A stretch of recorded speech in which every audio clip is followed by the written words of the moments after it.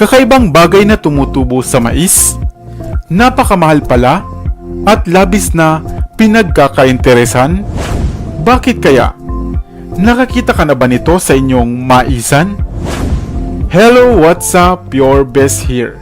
Sa videong ito ay alamin ang kakaibang gamit at importansya ng animoy mikrobyong ito na sa mais kadalasang makikita. Magkano na nga ba ang presyo nito ngayon sa merkado? At ano ang tinataglay na bertud ng halamang mais? Ano nga ba ang bagay na ito na tumutubo sa bunga ng mais? Kung ikaw ay laking bukid o laking probinsya, marahil ay nakakita ka na nito.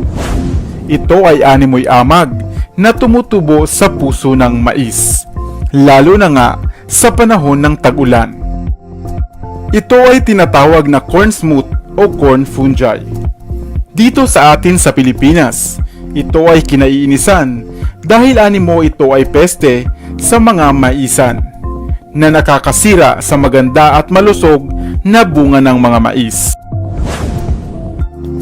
Ang fungi na ito rin ay bunga ng karamdamang panghalaman na kung tawagin nga ay Ustilago maedis. Animo ito ay mga may lambot na sako ng mga amag o fungi na nahahawig sa mga kabuti. Maari bang kainin ng corn smut? Aba oo, ang bagay na ito ay kilalang delicacy sa Mexico na tinatawag nga nilang huitlacoche, na kadalasang ginagawang dessert at palaman sa tortilla o sangkap sa mga sopas. Ang fungi ring ito ay animoy lasang kabuti na malinamnam at malambot. At pinagkakaguluhan pa nga sa mga farmers market dahil madalas ay nagkakaubusan nito. Ang fungi na ito rin o corn smut ay nagkakahalaga ng $25 per kilo o 1,250 pesos sa atin. Kapag naluto naman ito ay maaaring umabot na sa 5,000 pesos ang halaga nito, na unti-unti pa ngang nagmamahal sa paglipas ng panahon. Batid mo rin ba na ang mais na ito, maliban sa mamahalin nitong fungi, ay nagtataglay din pala ng mutya, ang mutya ng mais.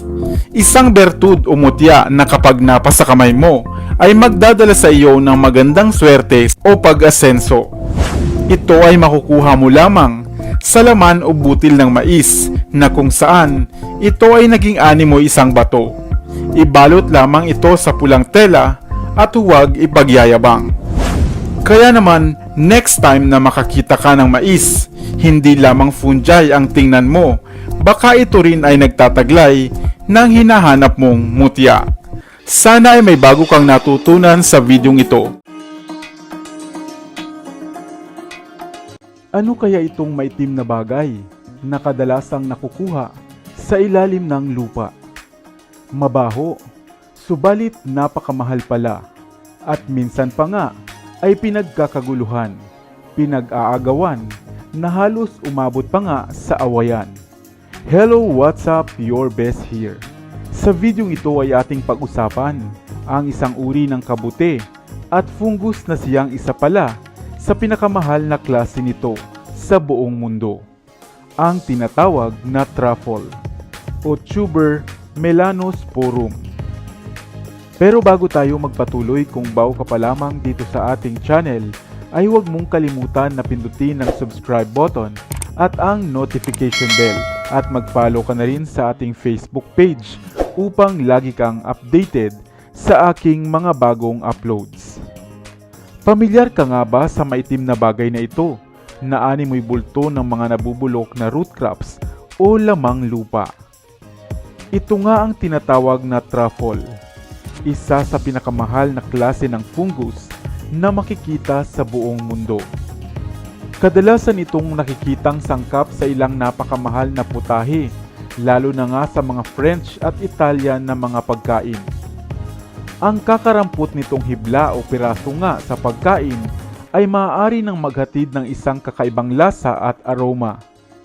At batid mo rin ba na ito ay maaaring magkahalaga pala ng aabot sa 5,000 euros sa bawat kilo nito, lalo na nga sa klase nito na white truffle. Subalit ano nga ba ang truffle?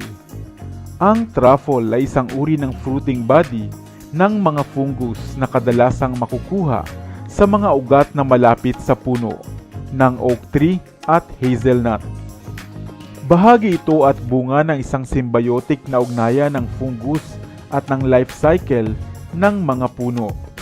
Subalit hindi madaling hanapin ang truffle. Kadalasan nga ay ginagamitan pa ito ng mga sniffing dogs o kaya naman ay ng mga baboy upang malaman kung meron nga bang truffle sa isang partikular na lugar. Ang truffle ay may lasang maikukumpara sa pinaghalong lasa ng bawang, mushroom, umami, at may amoy na parang gasolina.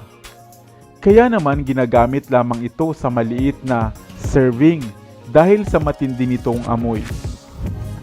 Subalit gayunpaman, ito ay nagbibigay ng isang kakaibang lasa sa pagkain na ang ilan nga ay handang bumayad ng mahal para lamang ito ay matikman. Mayroon ngang 5 kulay ang mga truffle, base sa maturity nito, environment at klase, katulad ng pale beige, reddish brown, dark brown, solid black at ang creamy white na siyang pinakamahal.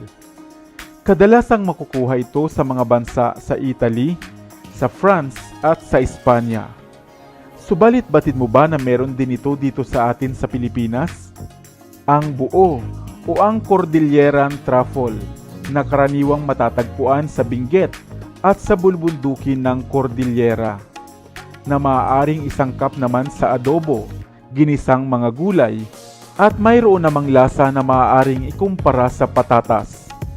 Ikaw, baka nakakita ka na nito, isang pambihirang bagay sa kasukalan, subalit masarap at malasa pala, at higit sa lahat ay napakamahal. Sana ay may bago kang natutunan sa videong ito. Dito na sa Best TV, tayo ay matuto, utak mapuno ng bagong kaalaman. Dito na sa Best TV, tayo ay lumibot, lihim na mundo ay ating matuklasan. Dito yan sa Best TV, dito yan sa Best TV, dito yan sa Best TV, sapagkat ang mga laki may alam. Dito yan sa Best TV. Tara bes, sabay-sabay tayo na matuto, pagkat dito sa mundo lamang ang siyang marunong. Ating utak sa lina ng panibagong dunong, mga bagay na sa buhay ay makakatulong. Mga sikretong kalikasan, para kung sakali alam mo ang kaligtasan. Mga usaping real